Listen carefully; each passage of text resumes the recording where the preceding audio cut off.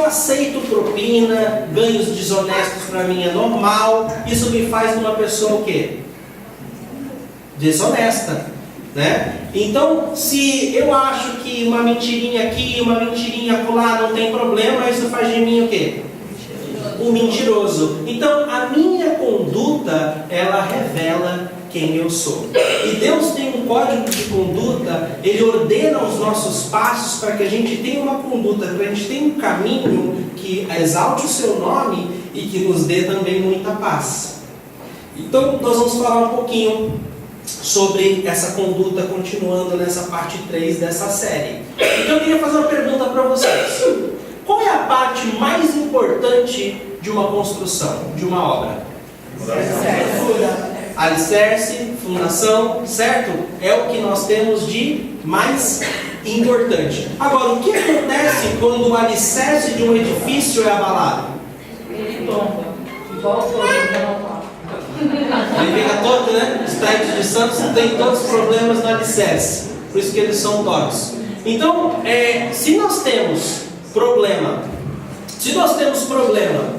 no alicerce, vai danificar toda a estrutura.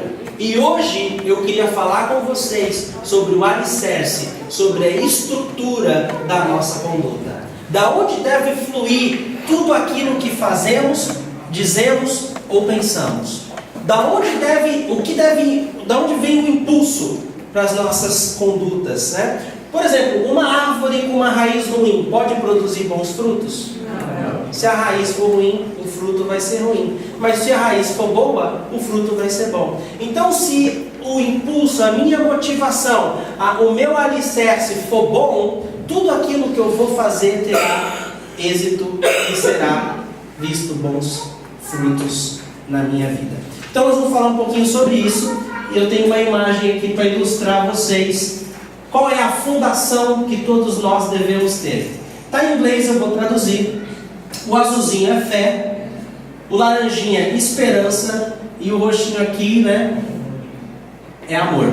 Então, fé, amor e esperança são os três pilares, são os três fundamentos que nos ajudam e nos impulsionam a ter uma vida de muito êxito, de fazer com que a nossa conduta seja agradável, não só a Deus, a nós e ao próximo. Nós vamos falar um pouquinho mais sobre isso.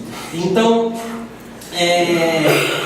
pilar é muito importante, que sustenta. Vocês lembram a história de Sansão? Ele empurrou 2 pilares, quebrando aqueles 2 pilares fez com que todo o teto desabasse, né? Então os pilares, as coisas mais importantes e fortes da nossa estrutura se baseiam na nossa fé, na nossa esperança e no nosso amor. 1 Coríntios 13:13 diz assim: permaneçam agora estes 3, a fé, a esperança e o amor. O maior deles, porém, é o amor. Então, eles devem andar junto. Não adianta eu ter só amor, mas não ter esperança. Não adianta eu ter só esperança e não ter amor. Não adianta eu também não ter fé, porque os 3 devem caminhar junto. Não adianta como eu dar sustentação para a minha conduta se eu não tiver esses 3 fatores enraizados dentro de mim. E isso é o que tem que impulsionar e motivar todo o meu comportamento. Vamos lá para Filipenses 2. Filipenses 2. Capítulo 3, capítulo 2, versículo 3. Diz assim: nada façam por ambição egoísta ou por vaidade, mas humildemente considerem os outros superiores a si mesmo. Cada um cuide não somente dos seus interesses, mas também dos interesses dos outros. Seja a atitude de vocês a mesma de Cristo Jesus. Se nós analisarmos a jornada de Jesus, nós vemos a vida de Jesus em algumas fases. Jesus ele era extremamente submisso, Jesus ele era extremamente compassivo, ele era extremamente amoroso e ele teve uma conduta impecável. E aqui diz que nossa atitude deve ser a mesma de Jesus. E Jesus era movido a amor, a esperança, a compaixão, e nós temos que nos inspirar nessas coisas. Então, quanto mais eu agir em um comportamento, mais eu o fortaleço. Quanto mais eu agir em atitude arrogante, mais a arrogância me domina, mais forte isso fica dentro de mim. Mas quanto mais eu agir em amor, mais eu fortaleço o amor no meu comportamento. Quanto mais eu agir em fé, mais eu fortaleço a minha fé.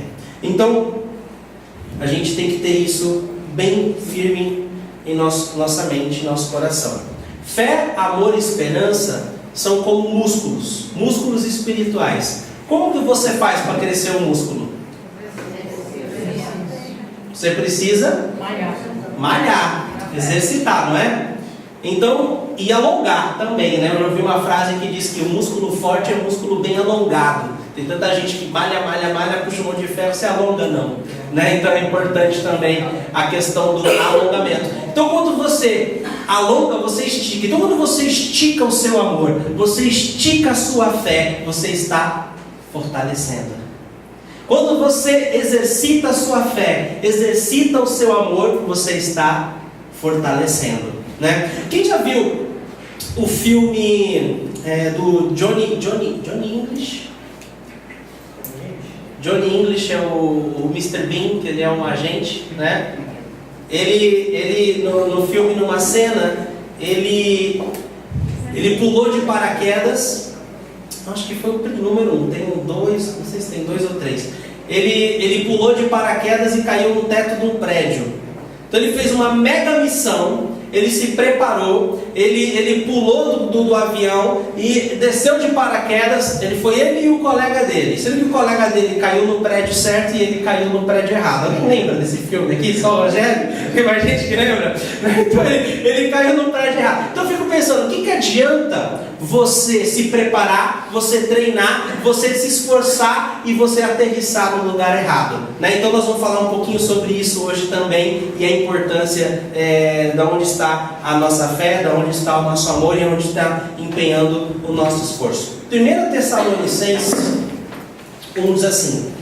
Então Filipenses, vira um pouquinho a página, você vai para Colossenses, Tessalonicenses.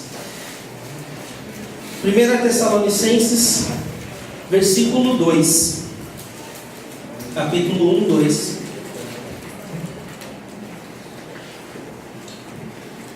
Diz assim: sempre damos graças a Deus por todos vocês, mencionando-os em nossas orações. Lembramos continuamente diante do nosso Deus e Pai o que vocês têm demonstrado, o trabalho que resulta da fé.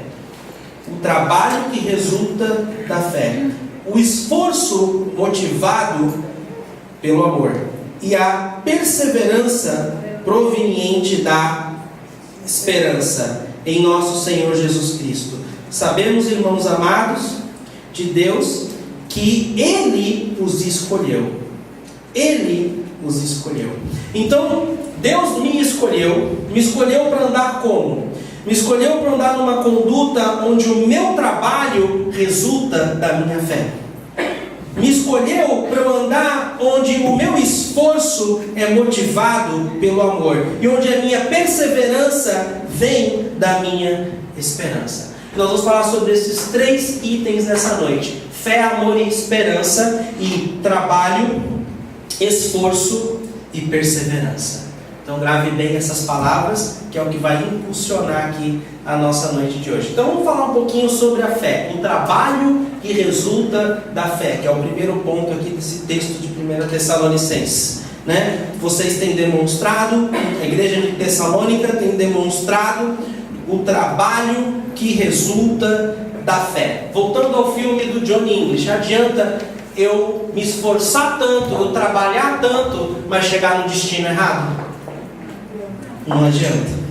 Então, eu conheci um cara, ele tinha uma agência que ele ajudava brasileiros lá na Austrália a conseguir renovar seu visto, entrar em cursos, enfim, ele até me ajudou, é óbvio que ele cobra, né, a empresa dele, e ele me ajudou a renovar meu visto lá, e foi um cara super atencioso. Ele era cristão, e ele sofreu um acidente muito sério, e ele não quis, ele teve que amputar o pé, ele não queria, ficou aquela briga, ele voltou começou a ir na igreja de novo, tal, e num papo com ele, um dia que ele foi na nossa igreja, Ele chegou para mim e falou assim, ele era casado com uma australiana, e ele falou assim, Fábio, eu tenho um problema. A minha esposa não acredita em nada. Ela é muito cética. Isso me incomoda, porque eu acredito em Deus. Como eu queria que ela tivesse fé em alguma coisa. Como eu queria que ela cresce pelo menos num prego. Mas que tivesse alguma fé. Aí eu fiquei pensando, fé no prego, do que vai adiantar? Então assim, não adianta nada a gente ter fé na coisa errada. Eu ouvi uma história uma vez que me marcou, porque era de um cara, eu já trabalhei em construção civil na Austrália, servente de pedreiro, e a gente cavava muito buraco, fazia muita trincheira, né? E essa história é sobre um incidente que aconteceu numa dessas obras. O cara estava lá com a picareta fazendo lá uma valeta para passar cano numa construção de uma residência, e ele ficava cavando o buraco e começou a chover. Aquele temporal de verão que vem raio, que vem um monte de coisa, né? Com a chuva grossa, sendo que como eles tinham prazo para entregar a obra, ninguém parou de trabalhar. Estava caindo chuva e os caras lá fazendo buraco, fazendo a valeta. E esse cara estava lá com a picareta fazendo, com a pá, cavava, tirava areia, picava com a picareta, fazendo a valeta, tal, aquela chuva, aquela lama. Aí ele deu uma paradinha e encostou num poste, tinha um poste de luz. Assim ele encostou ali. Quando ele encostou ali, ele começou a fazer assim. O chefe dele viu aquilo, desesperado, pegou uma pá, que é madeira, né? Pegou a pá e pá no braço dele, com tudo assim, por dentro. Bateu no braço e pum, quebrou o braço do menino. E o menino, o que você está fazendo? Você está louco? Eu só estou tirando a lâmpada da minha bota.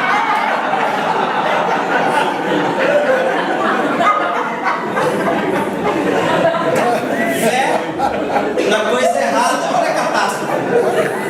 Nos olhos do chefe, o cara estava sendo eletrocutado. Até vocês acreditaram nisso, né? E o menino ficou com o braço quebrado, né? Coitado. Então a fé na coisa errada leva a gente a ter umas atitudes que o resultado é catastrófico. A gente vê o grupo do Estado Islâmico, eles têm uma fé no quê? Que se eles morrerem pela causa, eles vão ser super bem recompensados. 40 virgens estarão esperando por eles. E eles colocam a fé deles nessas 40, eles ficam imaginando, eu estou indo para vocês, querida. Que surpresa, né? Quando explode, a alma sai do corpo e eles se encontram num lugar de escuridão, né? Um lugar que cheira mal, enxofre. Cadê minhas virgens? Aí vem os demônios lá, tá aqui, ó. Fé na coisa errada nos leva a um destino muito, muito, muito ruim. E nós, como cristãos, nós não temos nossa fé num princípio ou numa ideologia. A nossa fé está numa pessoa. A nossa fé, a nossa esperança e o nosso amor está em Jesus Cristo. Nós o amamos porque Ele nos amou primeiro. Nós temos fé nele porque Ele ressuscitou no terceiro dia. Ele foi o único que dividiu a história da humanidade no meio. Mesmo em países muçulmanos, em países onde não se acredita em Deus, quando eles assinam um contrato, eles têm que colocar lá 2015, depois de Cristo. Agora tem uma passagem na Bíblia que diz assim: sem fé é difícil agradar a Deus? É isso? Impossível. Sem fé é impossível agradar a Deus. Então fé é importante. Então a minha fé impulsiona o meu trabalho. A minha fé impulsiona a minha vontade de fazer as coisas acontecer. Então, porque sem fé é impossível agradar a Deus. Então, se eu movo em fé, eu agrado a Deus. E a alegria do Senhor é o quê? Nossa força. Ele me fortalece para eu ir mais e mais além. A gente não pode nunca fazer parte da geração de Tomé. Qual que é a geração de Tomé? Vocês lembram do discípulo? Ele precisava ver para crer. Então, se eu não ver, eu não vou crer. Então, se eu não creio, eu também não ponho a mão na massa. Mas a palavra nos ensina a gente crer antes de ver. O próprio Jesus disse para Tomé: Tomé, toca na minha mão, toca aqui na minha lateral, veja que sou eu. Porque ele já tinha aparecido para os discípulos antes e ele não criu. Mas ali vendo, tocando, ele disse: agora que eu estou tocando, agora que eu estou vendo, eu creio que és tu que ressuscitou. Ai, precisa passar por isso? Aí Jesus diz: bem-aventurado aqueles que não viram E creram. Que a gente seja a geração da fé, amém? Amém. Que a gente não espere ver para querer pôr a mão na massa. Ah não, na hora que eu ver a igreja acontecendo, na hora que eu ver um monte de gente chegando, aí eu vou pôr a mão na massa. Aí eu vou ser voluntário para alguma coisa. Não, o nosso esforço, nossa motivação tem que ser antes disso. Eu ainda não estou, mas nos olhos da fé eu estou vendo famílias chegando. Nos olhos da fé eu estou vendo crianças. Nos olhos da fé eu estou vendo o ministério de jovens. E essa fé me motiva a trabalhar. Amém. Me motiva a pôr a mão na massa. Ela não me deixa ficar parado. Essa é uma reação à graça que recebemos. A palavra trabalho nesse versículo significa ergon, em grego, que quer dizer algo prazeroso e empolgante. Prazeroso e empolgante. No curso aqui, ministrando no Ministério de Boas-Vindas, que foi muito bom, Milena e Cleiton, parabéns, foi muito legal o curso de vocês. Vocês gostaram dos participantes? Nota 10. Então, nesse curso eu falei um pouquinho, bem pouquinho, eles que tocaram tudo, eu tive uma pequena participação onde eu falei a diferença entre o voluntário e o trabalhador. Porque o voluntário, o cara pensa: eu sou um voluntário, então eu dou o meu tempo por uma participação ali, e a hora que eu quiser sair, eu saio. Eu sou um voluntário. Então o meu nível de comprometimento é pequeno. Agora, a palavra de Deus diz que nós devemos orar por trabalhadores, porque a seara é grande e os trabalhadores são poucos. Porque as pessoas ainda vêm com a mentalidade de voluntário, quando na verdade elas são chamadas a ser trabalhadoras. Porque o trabalhador, ele tem um comprometimento muito maior. Nós temos que ter um comprometimento com a fé que Deus nos deu, amém? Amém. Então tá, vamos pôr a mão na massa e exercer a nossa fé. Ponto 1. Ponto 2, o meu esforço, ele deve ser motivado pelo amor. É o que diz aqui no versículo que nós lemos de Tessalonicenses: o esforço motivado pelo amor. O que isso quer dizer? O meu amor impulsiona o meu esforço. O amor que eu tenho pelas vidas, pela casa de Deus, por Jesus, vai impulsionar o meu esforço. A palavra esforço em grego significa kopos, que significa isso: trabalho árduo que produz frutos. Então o trabalho, o esforço é realmente algo fácil? Não, o esforço é algo que vai além. E todo músculo para crescer, nós temos aqui a Carol, que trabalhava na academia, ela está aqui, eu não posso mentir. Quanto maior o esforço, mais o músculo cresce, não é? Então, quanto maior o nosso esforço, mais o nosso músculo vai crescer. Então, o nosso esforço tem que vir motivado pelo amor. A pior coisa que tem é um esforço motivado por coisas erradas. Aquela pessoa que se esforça por interesse. Imagine se eu te chamo para jantar na minha casa, aí eu vou lá e descubro que você é fã de peixe. Aí eu vou lá, compro um peixe, preparo tudo tal, deixo tudo legal, você gosta de vinho, não sei o que lá, eu já compro o vinho que você gosta tal. E você pensa que a minha intenção, poxa, que legal, estou fazendo tudo que eu gosto, para me amar, né? Mas na verdade eu estou interessado nos contatos que você tem. Eu tenho uma empresa, estou precisando de ajuda, você conhece umas pessoas influentes, então eu estou te chamando para minha casa, fazendo tudo isso, porque eu tenho interesse por trás. É legal? Não. Então todo o nosso esforço tem que ser por amor. Que a pior coisa é um esforço com uma motivação diferente. E o nosso esforço, quando ele vem de amor, ele nunca é um peso. Vocês imaginam Jesus chegando assim, os discípulos? Que saco, gente. O pai acabou de falar. A gente tem que ir lá para Samaria. 2 dias e meio de caminhada de onde a gente está. aquele povinho besta, gente que já me rejeitou no passado, tô com saco para isso não. Peso, né? Imagina se fosse assim com Jesus. E na hora da cruz, ele carregando a cruz. Nessa época de Páscoa a gente começa a rever, né, os filmes, passa na televisão, os vídeos. Eu vi uma série de vídeos sobre a Páscoa, sobre a ida de Jesus até o Calvário, até o Gólgota, né, que é onde ele foi crucificado, ele carregando aquela cruz pesada.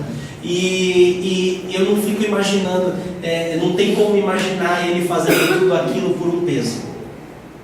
Porque é esforço demais. E não foi peso para ele, porque o motivo dele, a motivação dele era amor. Amor motiva muito mais do que qualquer outra coisa. Amém. Amém? Amém. Então, o nosso esforço, quando é motivado por amor, nunca vai ser um peso, mas vai ser uma alegria. Porque Jesus, ele via o nosso rosto. Eu creio que o Pai dava para ele lances, para ele ser incentivado. Porque sempre que a gente está passando por uma prova difícil, sempre quando tem uma pessoa, né, numa competição, em algo assim, tem um treinador incentivando, tem a torcida incentivando, isso nos motiva. Eu creio que o Pai ali mostrava o seu rosto, mostrava o meu rosto diante de Jesus. Vai, filho, você consegue finalizar essa missão. Vai, filho, você consegue ir até a cruz. Vai, filho, você consegue pagar pelo pecado de todo esse povo. E ele, movido por amor, me vendo e te vendo, ele foi até o fim. Amém? Amém. Então, a Bíblia também fala de um camarada em Gênesis 29:20, chamado Jacó. Jacó ele não tinha grana, porque naquela época você tinha que ter grana para casar. Nessa época também tem, né? Casar não é barato, né? Então assim, casar é embaçado, né? Tem que duas pessoas aqui para se casar, o Lincoln e a Kelly, tem a Tal também, né? E o Dente, vão casar lá, não precisa de grana. Precisa de grana para casar. Mas no passado era mais. Porque no passado tinha o dote. Você precisou da dote, Dente? Não, você Lincoln, precisou da dote? O pai da noiva? Mas naquela época Jacó se interessou muito por uma mulher chamada Raquel. Ele chegou para o pai da Raquel e falou: olha, eu estou quebrado, eu saí da minha casa com uma mão na frente e outra atrás, eu não tenho como pagar o dote para me casar com a sua filha. Vamos fazer um acordo? Vou trabalhar para você por 7 anos em troca de Raquel. Esse amor, né? Vou trabalhar 7 anos. Então, Jacó trabalhou 7 anos, e olha o que diz a passagem. Então, Jacó trabalhou 7 anos por Raquel, mas me pareceram como? Poucos dias. Pelo tanto que a amava. Pelo tanto que ele amava Raquel, todos os anos se passaram como dias. Assim tem que ser o nosso esforço, fazendo coisas na casa de Deus, fazendo coisas. Aquelas 3 horas que você está ali trabalhando para deixar a igreja bonita, aquelas 2 horas que você está meditando num estudo que você vai ensinar na escola dominical, no curso do DNA, aquele dia que você passou, tem que ser amor. Foram como minutos de Jesus e não como um peso. Amém? Amém. A Bíblia fala que nos últimos dias o amor de muitos esfriaria. Mas nós não podemos ser esses muitos, amém? Porque nós somos um povo selecionado, escolhidos por Deus para exalar esse amor. E o amor é uma coisa que contagia. E a gente pode contagiar o próximo com amor. O amor ele é um verbo, é uma coisa prática, é uma ação. Quanto mais eu ponho em prática, mais eu vou fortalecer esse amor. Né? Amor por Jesus. Como que eu fortaleço o meu amor por Jesus? Investindo no meu relacionamento com Ele. Passar tempo com Ele, andar com Ele, estar na palavra de Deus, estar em oração, dedicar um tempo de qualidade. Às vezes a gente esquece de fazer o básico, e o básico é separar um momento no seu dia onde é você e Jesus e mais ninguém. O telefone está desligado, a TV está desligado, o rádio desligado. Aquele é o teu momento com Deus, seja 15 minutos, seja meia hora, seja 1 hora. É um momento de qualidade que nós precisamos ter com o nosso Jesus. E uma coisa interessante, quanto mais você pratica isso, mais você tem vontade de fazer. Amém. Mais você tem sede e desejo de estar perto dele. É uma coisa fantástica. Você não fica aquela coisa que empapuça, igual uma feijoada, né? Você fica com fome. Quanto mais de Deus a gente tem, mais a gente quer. Essa é a maravilhosa água viva que nós cantamos aqui, né? Ela satisfaz, mas ao mesmo tempo nos dá vontade de querer mais. Então, amor por pessoas. 3 áreas muito importantes que nós devemos nos esforçar em amor, motivados pelo amor. Amor por Jesus, porque requer esforço. Eu tenho que acordar mais cedo para ter relacionamento com Ele. Porque se eu deixar a minha rotina me levar, Jesus vai ficar em último plano. Porque você acorda, um monte de coisa para fazer, você abre o seu computador, já vem um monte de e-mail, você já tem um monte de coisa para fazer, telefonema, a pessoa te ligando, e aí você entra na tua rotina e Jesus acaba ficando. Então preciso ter um esforço para me relacionar com Ele. Então, amor por pessoas. Gente, amor é diferente de sentimento, tá? O mundo ele deturpa muito o que é amor.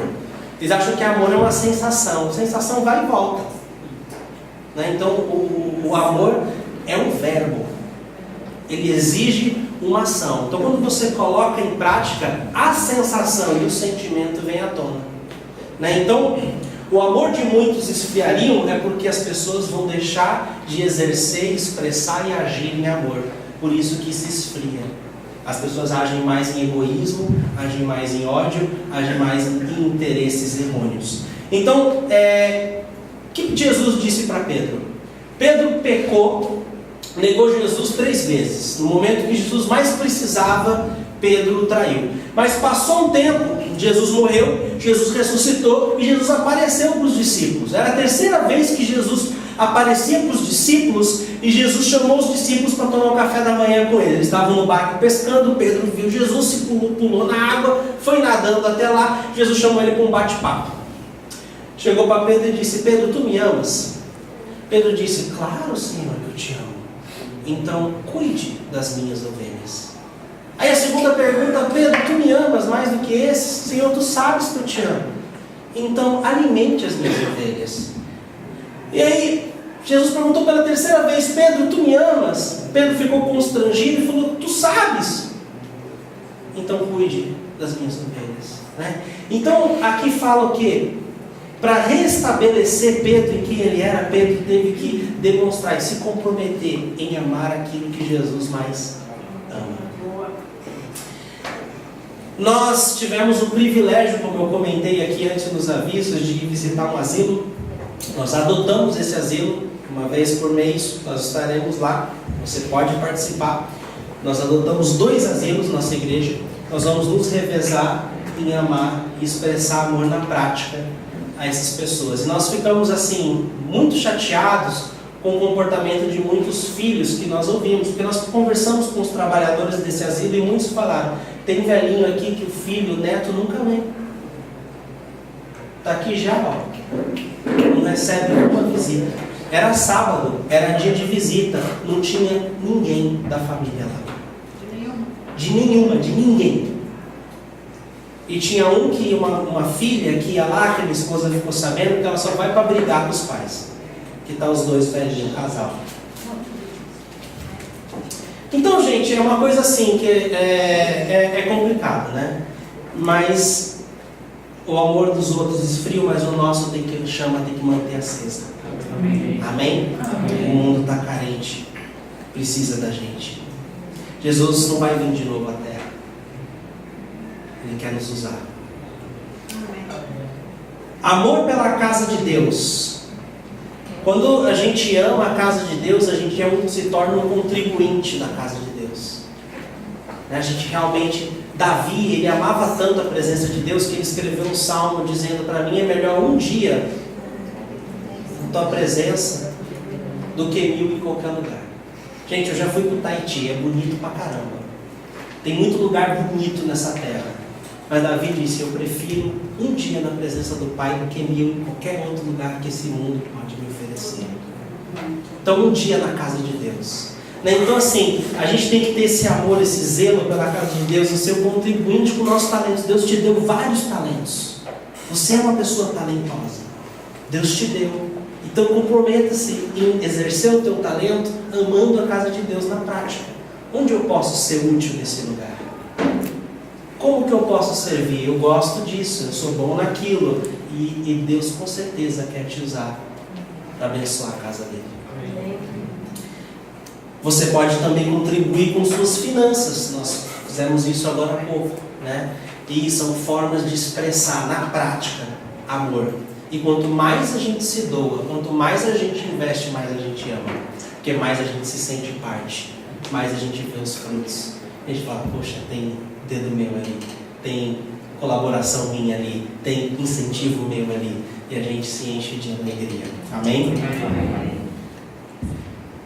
Então falamos sobre o trabalho que resulta da fé e o esforço motivado pelo amor.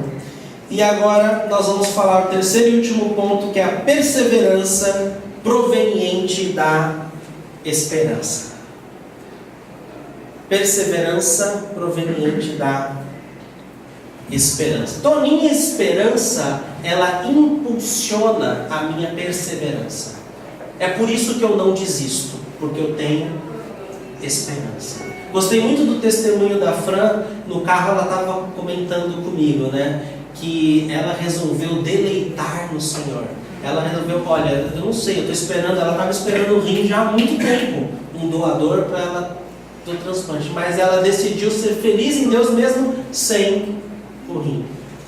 E quando a gente aprende a se deleitar no Senhor, a gente persevera a fase que a gente está passando com muito mais facilidade. Mas sempre tem um momento onde Deus diz, agora chega, tua bênção chegou. Amém. Eu ouvi um ditado que diz, se você perder dinheiro, você não perdeu nada. Se você perder saúde, você perde alguma coisa. Mas se você perder a esperança, você perdeu tudo. Então, a nossa perseverança vem da esperança. Porque se eu perder minha esperança, eu vou parar de perseverar e eu vou o quê? Desistir. Jogar a toalha. A gente pensa em jogar a toalha.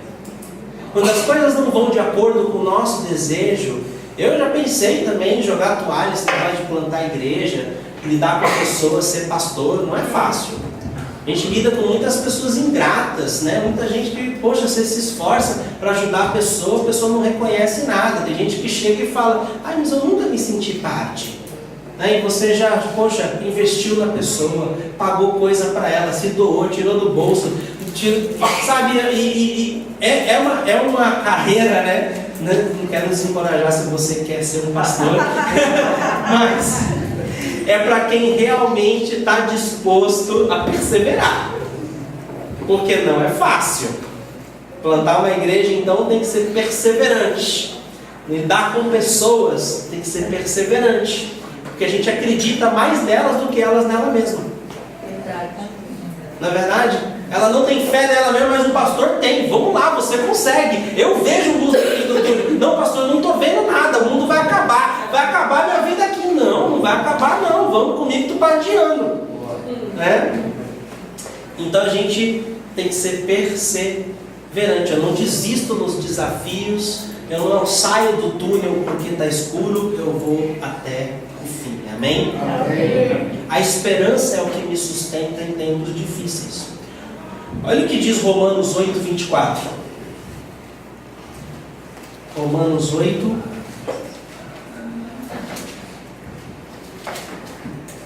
24 diz assim: pois nessa esperança fomos salvos, mas esperança que se vê não é esperança. Quem espera por aquilo que está vendo? Mas se esperamos o que ainda não vemos, aguardamo-lo pacientemente.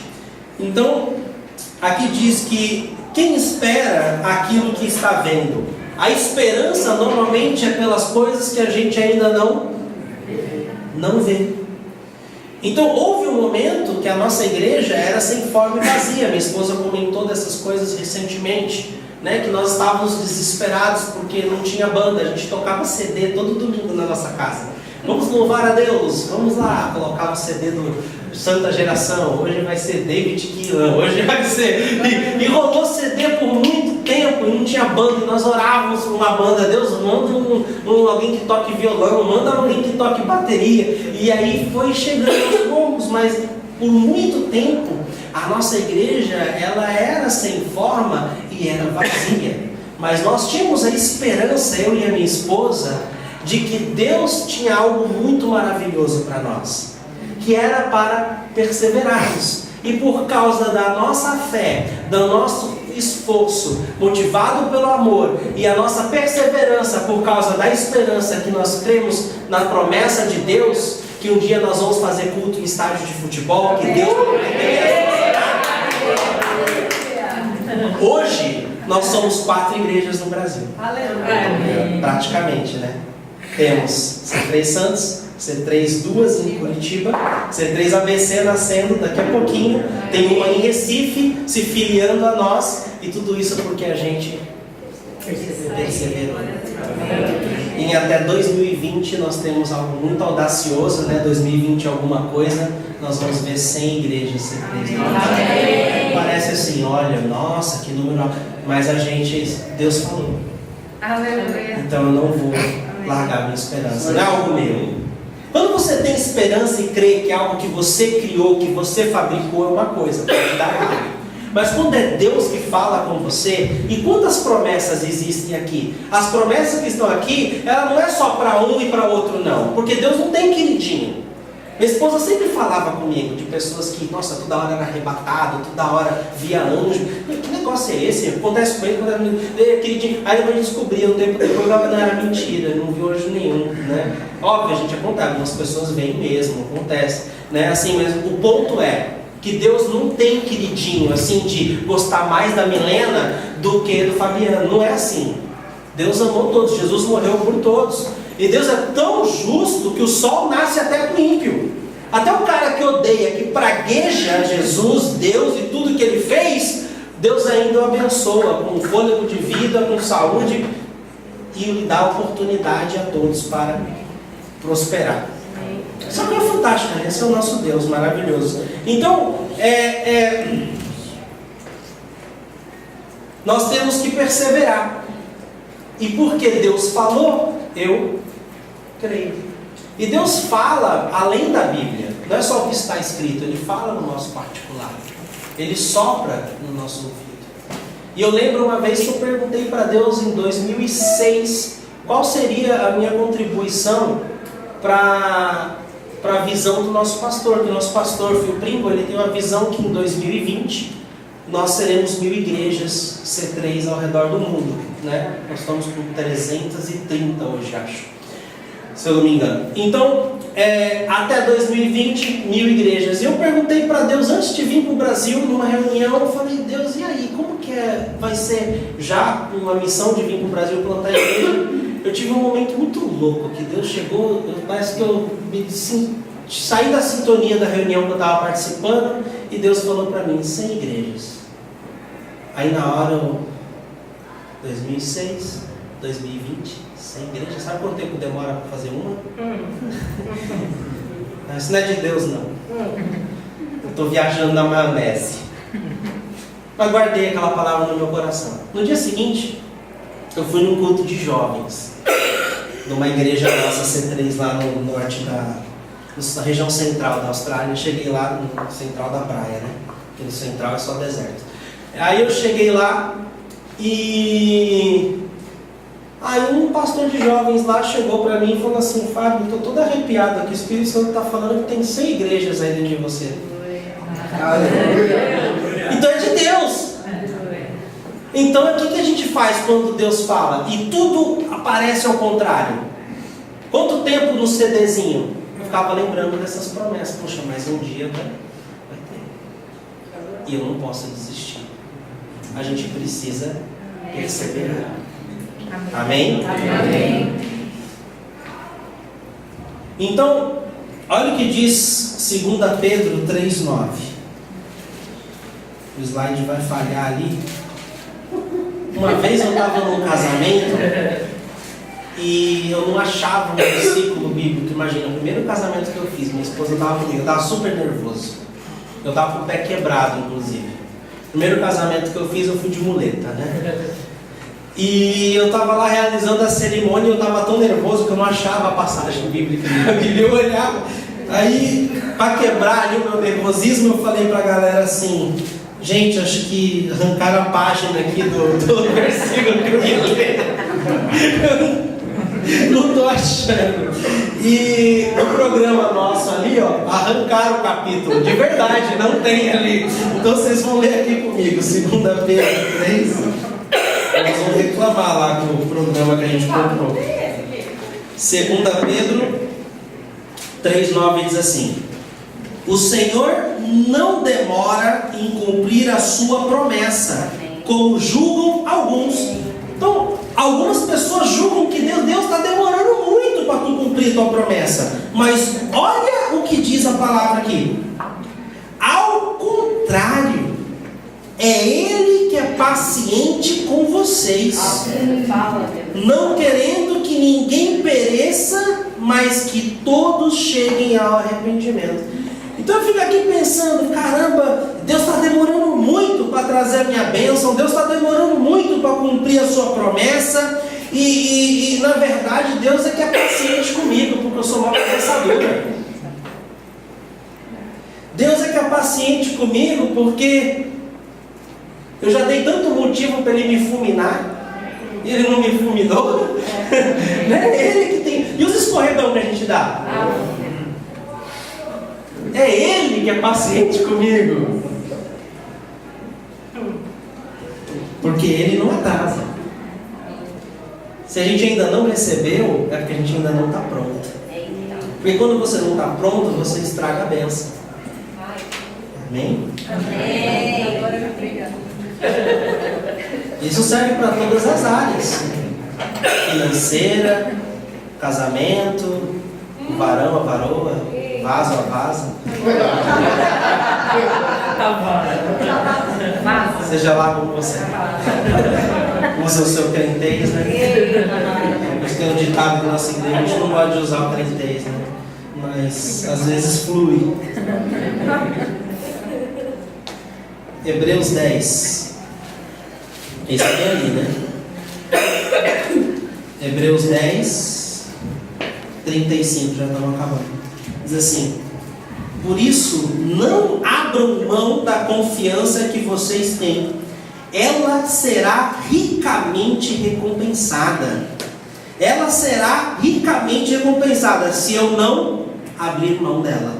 Se eu não abrir mão da minha confiança. A confiança está vinculada à esperança, está vinculada à perseverança. Se eu não abrir mão de perseverar, se eu não abrir mão da minha esperança, da minha confiança, ela será ricamente recompensada. Vocês precisam perseverar de modo que quando tiverem feito a vontade de Deus, recebam o que Ele prometeu.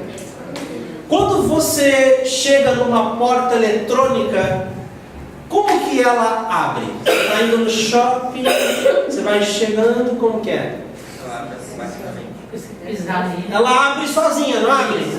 Mas ela abre quando você está lá na esquina? Não. Quando você chega perto. As portas de Deus são assim também.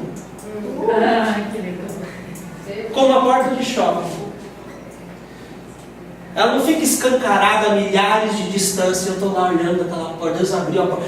Quando a gente vai chegando perto aqui, ela que precisa de confiança para ir até lá, precisa de fé para chegar até lá. E nesse trajeto Deus está me preparando. E quando eu chego perto, ela abre para mim. Amém? Amém.